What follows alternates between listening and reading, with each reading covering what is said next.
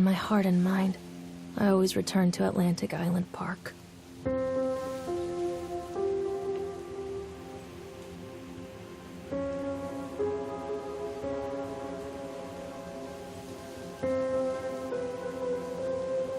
Where's Mr. Bear?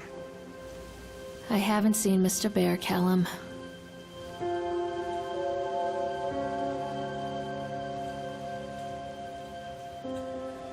Stay in the car. I'll go and ask information.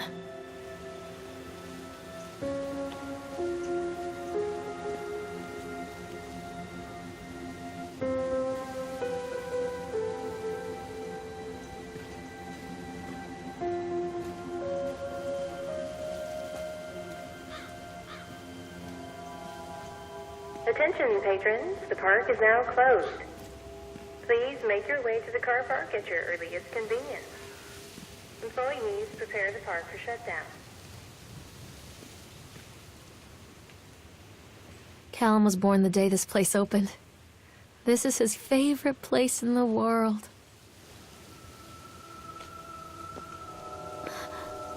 What?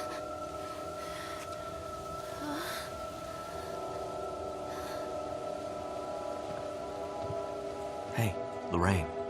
Lorraine. Don't blame yourself, Lorraine. People lose things all the time. Take a deep breath. Think about the last place you saw your son's teddy bear. Hey, stop! I think your boy just ran into the park. I'll unlock the gates for you.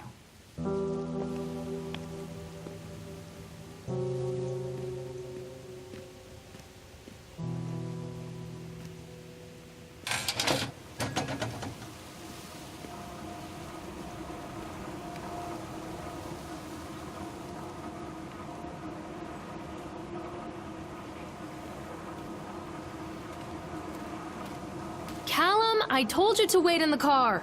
There's here. something special about the entrance to an amusement park. A line drawn between the real world and the world of whimsy within. On this side, the apathy of our everyday lives.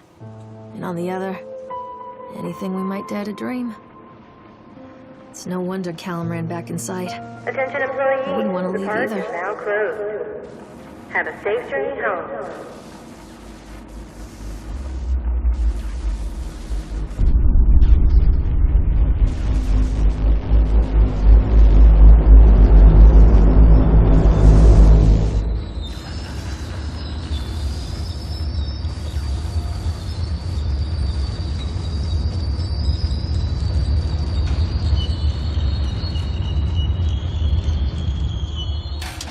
Oh God. The park. What happened here? You can't catch me. Stop, Callum!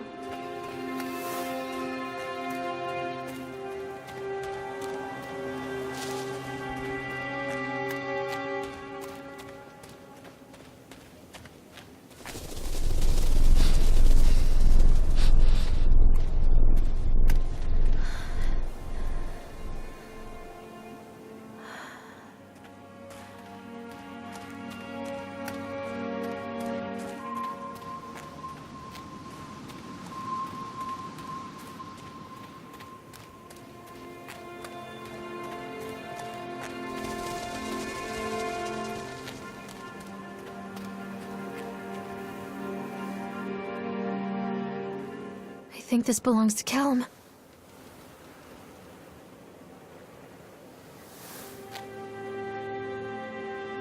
Chad the Chipmunk, huh? Just a drunk guy in a suit.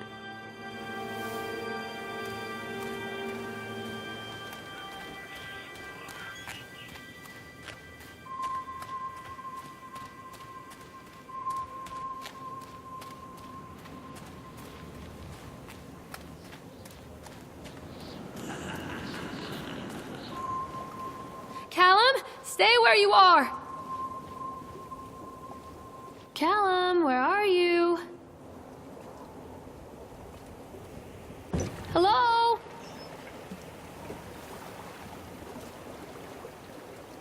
Come on, Mommy. Callum?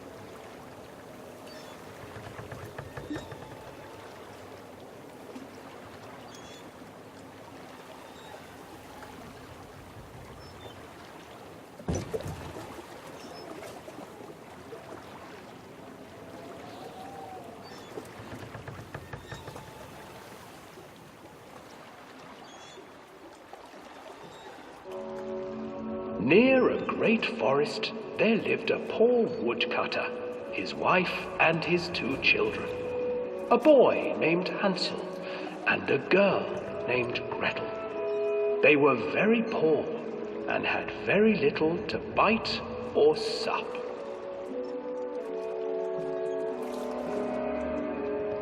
"What will become of us?" the woodcutter asked his wife one night. "I tell you what, husband, we will take the children into the thickest part of the forest tomorrow and abandon them there."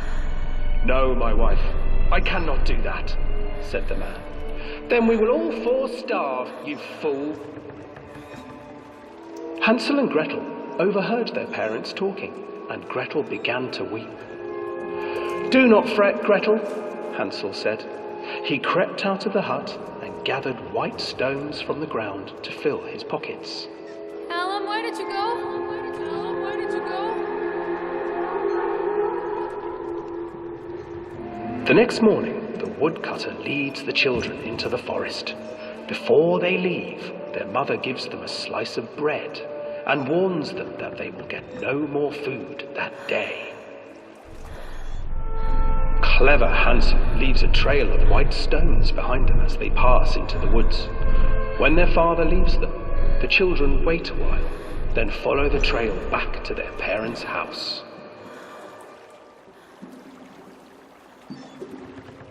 After receiving a thorough scolding from their parents for getting lost in the woods, the children are sent to bed without any supper. Hansel tried to sneak out and collect more white stones, but found that the door was locked. "Tomorrow I will take them into the woods myself," the wife told the woodcutter. In the morning, their mother gave them a slice of bread and led them deep into the forest once again.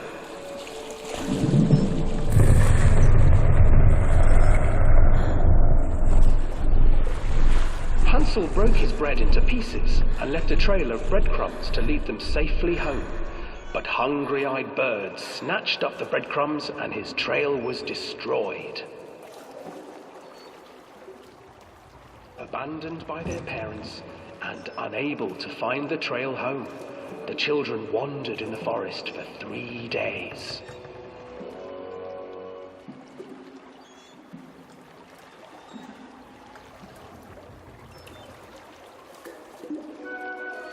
The children stumbled into a clearing with an exceedingly strange house. Its walls were made of gingerbread, and its windows were panes of clear sugar. Hansel, desperately hungry, ran forward and began to nibble on the walls.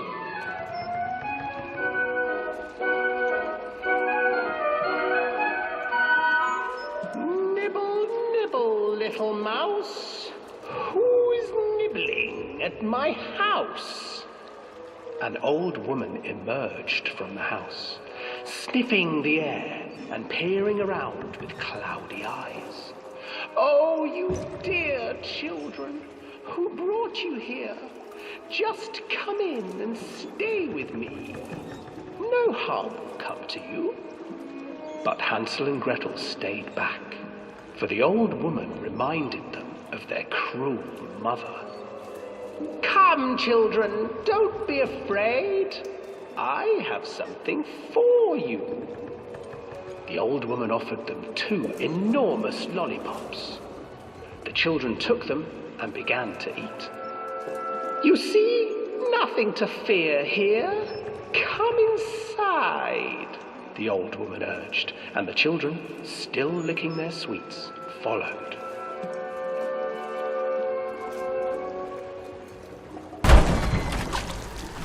Once inside the house, the old woman changed. She stuffed Hansel into a cage and put Gretel to work, sweeping and cleaning her hut. "Your brother will make a good mouthful," the old witch told Gretel. "Once he is fattened up, I shall feast upon him."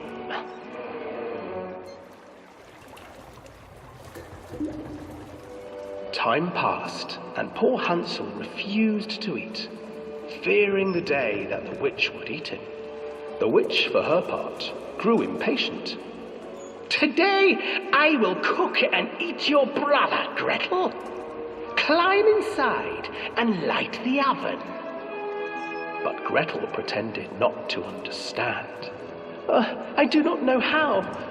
Where is the opening?" "Fool," the old witch said. "The opening is here." And she moved to show Gretel. Seizing her courage, brave Gretel gave the witch a shove, and the old crone tumbled forward into the oven. Gretel slid a large iron bolt over the door to the oven. Gretel freed her brother Hansel, and together they lit a fire beneath the oven. And though she screamed and begged, the children sat by the oven until her screams had stilled, and the witch was cooked. And then, because even children can't survive on sweets, they divided up the body of the old witch and ate her.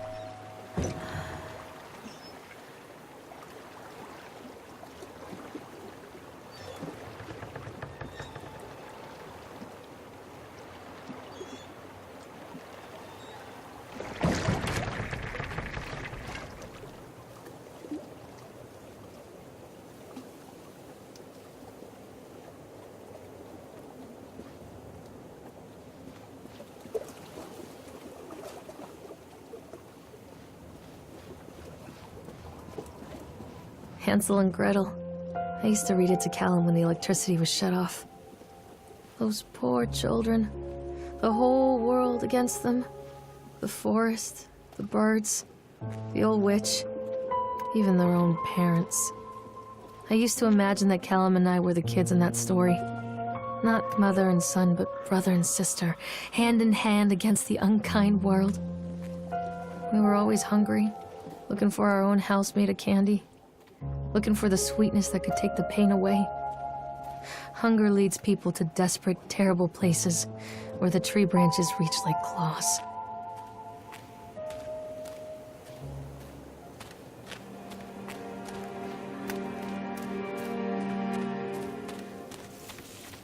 Another accident. This place.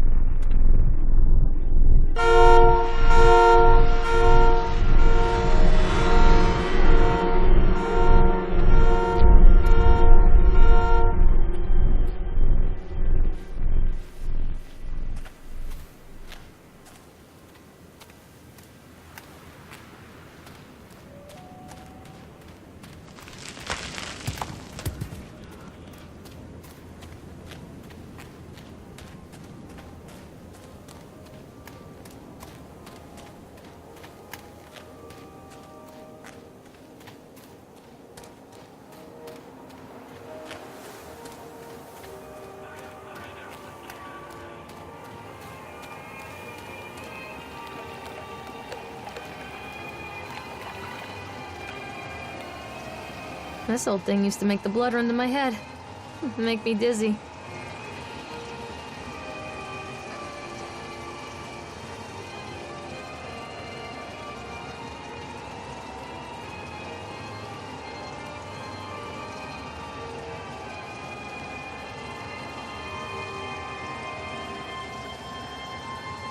Oh, I remember this.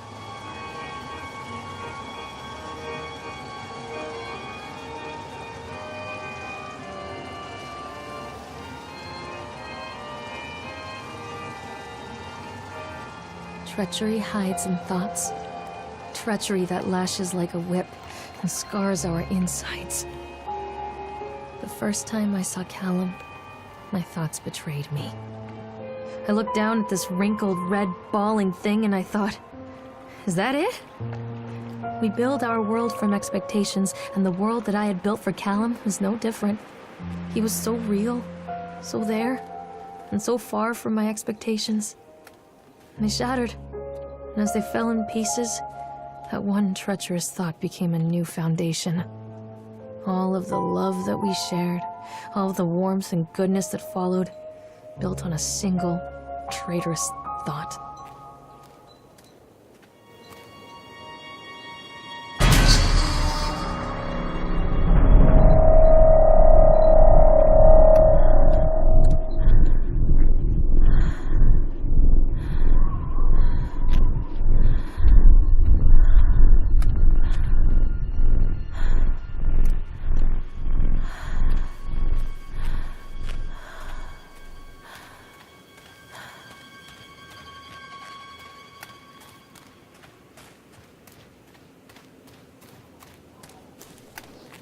Constant crashes and 80s music. I guess it floats someone's boat. Come out, sweetie!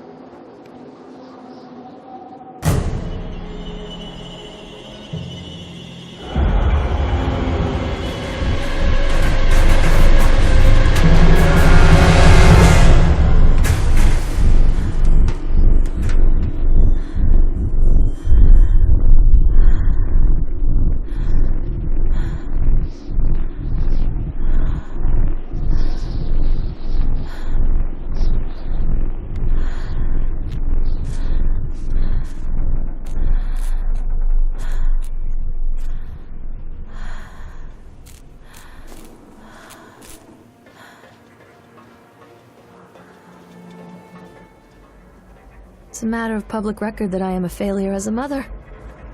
Once, when Callum was very small, I left him asleep in the car while I ran an errand. Don't even remember what it was. When I came back, the sheriff was standing next to the car, watching my boy through the window. I didn't like what I saw in his eyes. Judgment. He wrote me the ticket without saying a word, just the scratch of his pen on the notepad. When he gave it to me, our eyes met. I know what you're going through. My daughter, Helen, she just gets some help. Help was a bolt of lightning. Help was 1,000 volts surging through my veins. Help is agony. I'd rather die. I wanted to scream. I'd rather you pulled your gun and shot me. But instead my mouth said, "Yes, Sheriff."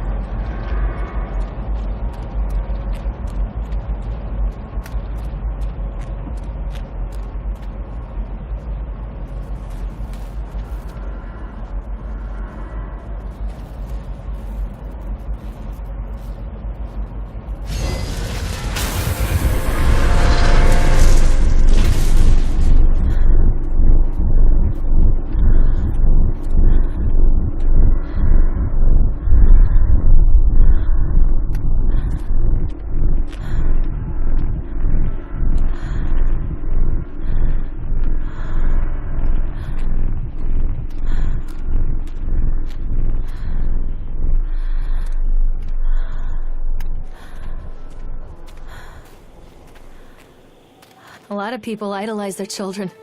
You hear them talking about their kids and just the way they talk, their fucking voices make me want to vomit. My angel likes to read, and little Johnny is so good on the piano. Fuck those people!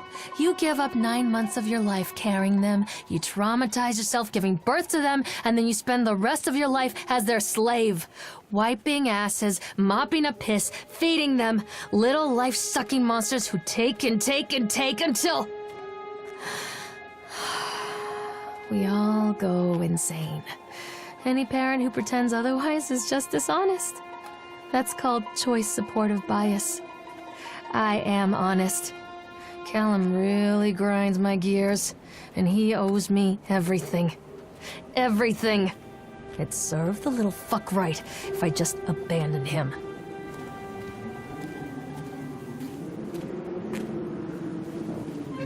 I always wanted to ride this one. Never got around to do it before.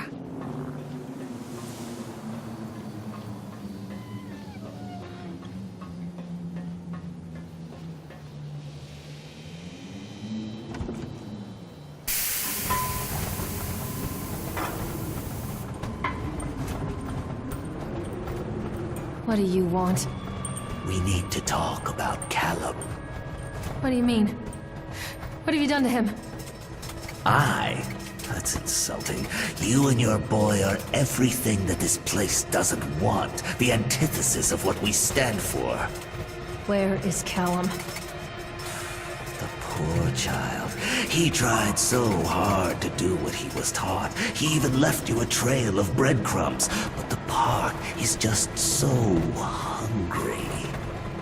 Tell me where my son is. The witch has him now. Has both of you. No happy ending here, I'm afraid. Just leave me alone. Fool. You always were.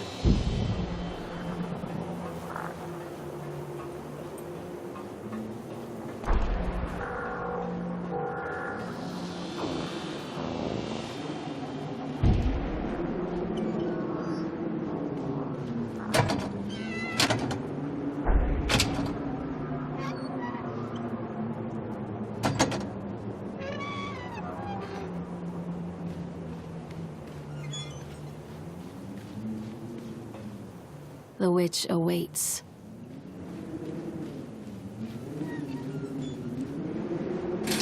Callum has bruises on his arms, finger marks. Someone has been hurting him! I've asked him, demanded really, to know where he got the marks. But he doesn't want to answer me. Something has scared him into silence. He doesn't dare talk. He's been changing too. Something sinister lurks in the darkness behind his eyes. I catch him staring at me at odd moments.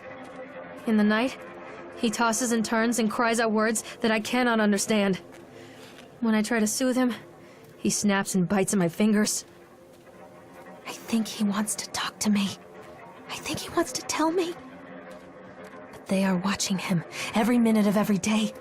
They are whispering to him in his sleep, changing him. They are taking my baby away from me. I can save him. There will be pain. But I love him, and in the end, You will understand why. The whole town was shocked by that one. Never found out who did it.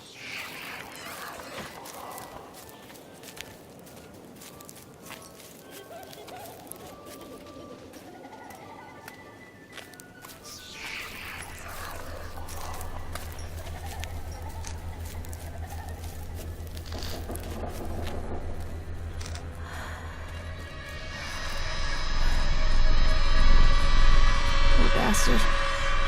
Who did this to him?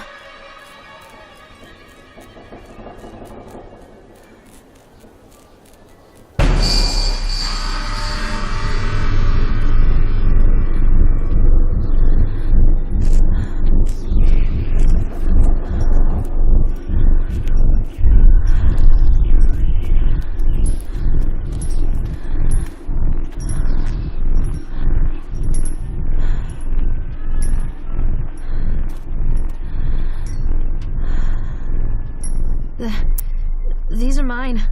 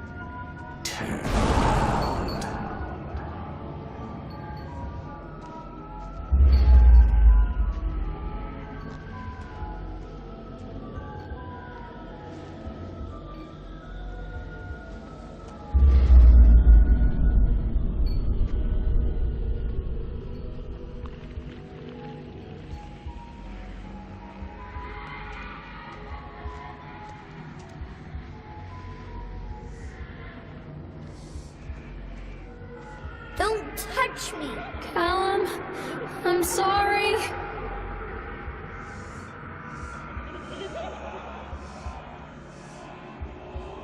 Forgive me, Callum.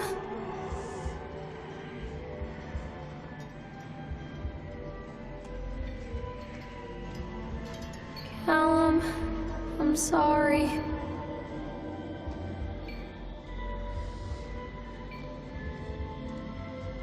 Don't let the witch put me in the oven.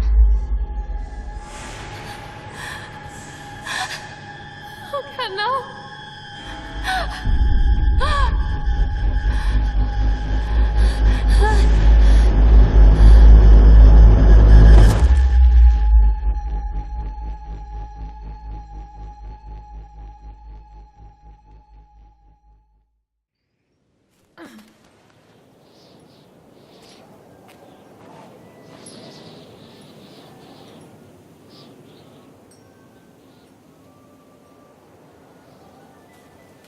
The park is a collage of contradictions all of its own. Millions of people die every year in car crashes, and the park has little cars designed specifically to simulate that action. Hear the children scream with joy. In the sideshow alley, you can walk away with 15 cents worth of mass-produced Chinese teddy bears, while a grinning carny pockets your hard-earned $5. And what secrets lie beneath the sullen waters of the lake? The tears of jilted lovers, the soiled condoms of illicit affairs, the clotted blood of the lonely suicide. And the face of the witch looms over it all. I've always despised her toothy grin and warty nose. I hate that sparkle in her weathered, watchful eyes. I think Callum is waiting for me. Inside. Callum? Callum!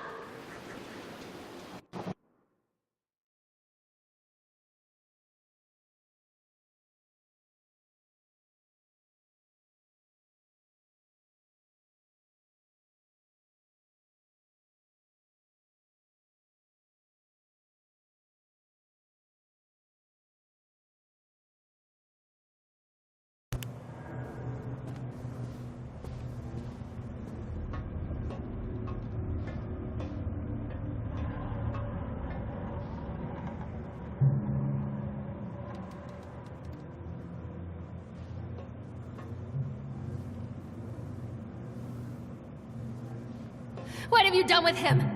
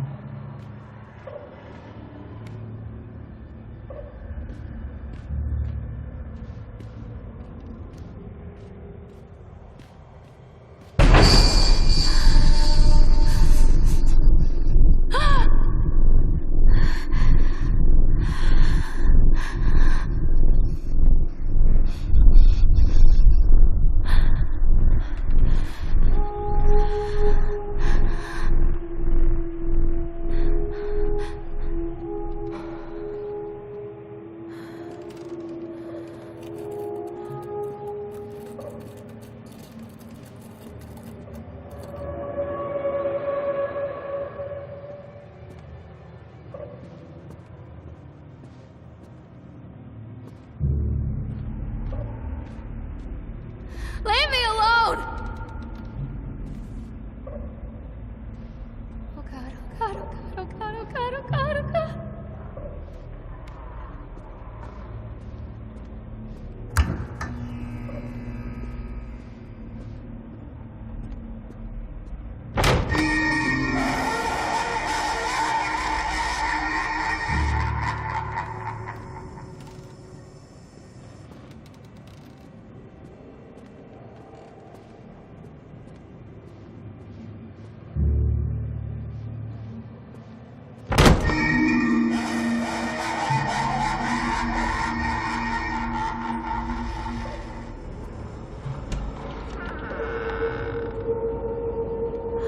One little duck went out one day.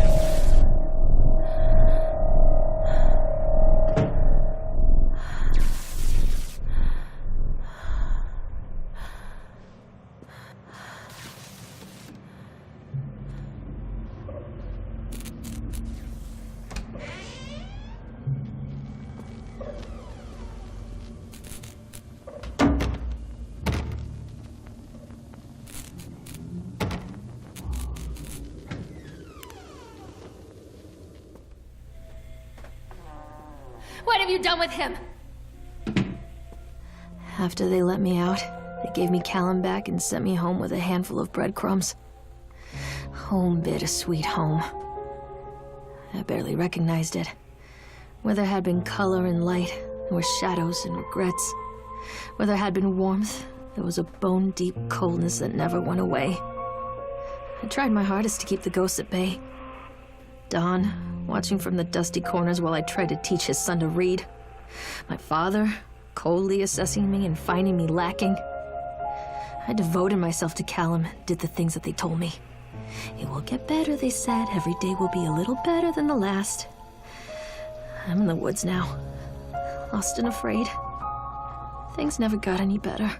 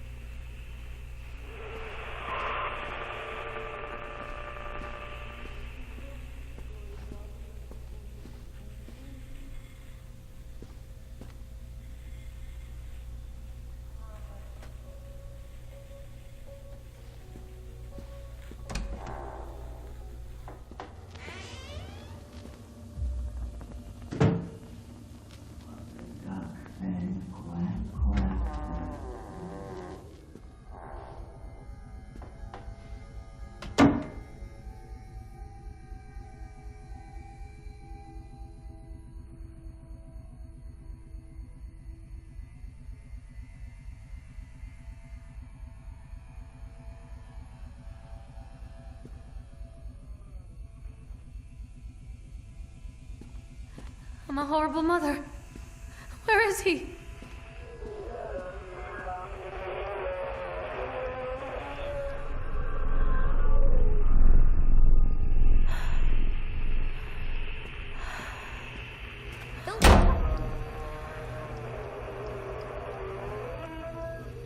Don't make me look at it.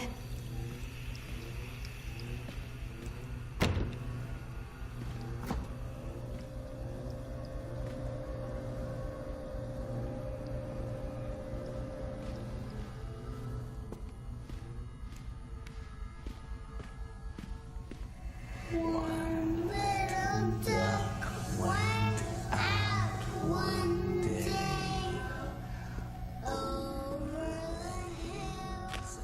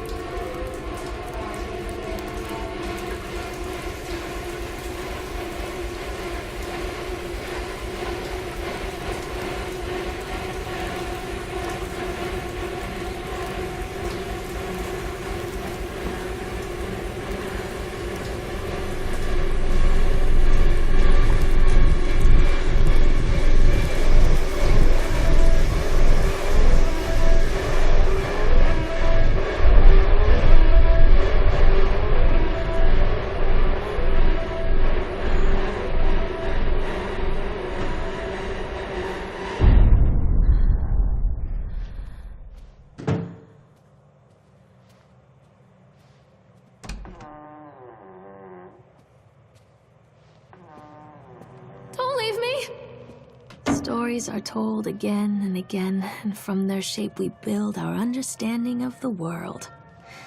Two children are led into the woods. They are lost for a time, but then are captured by an old witch. A child goes missing in Atlantic Island Park.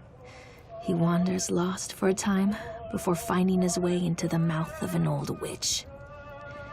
In the oldest version of this story, the mother and the witch were the same person. I never wanted to be the witch. But I am, aren't I?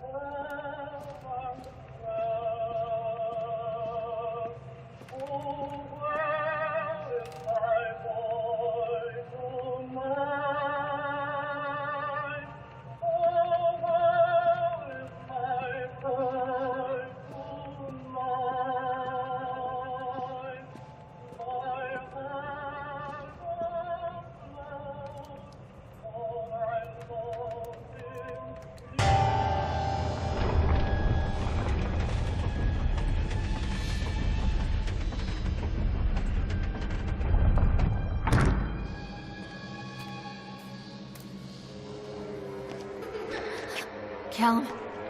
Callum!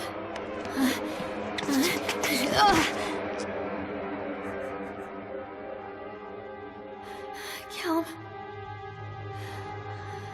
Callum. Callum!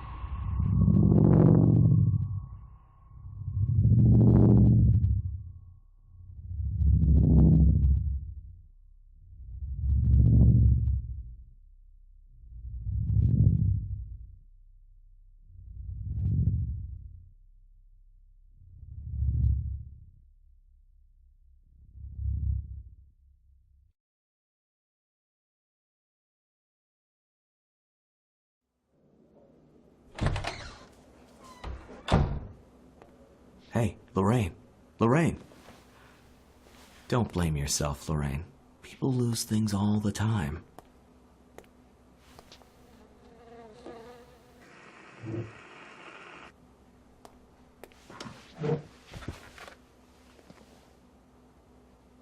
Take a deep breath and think about the last place you saw your son.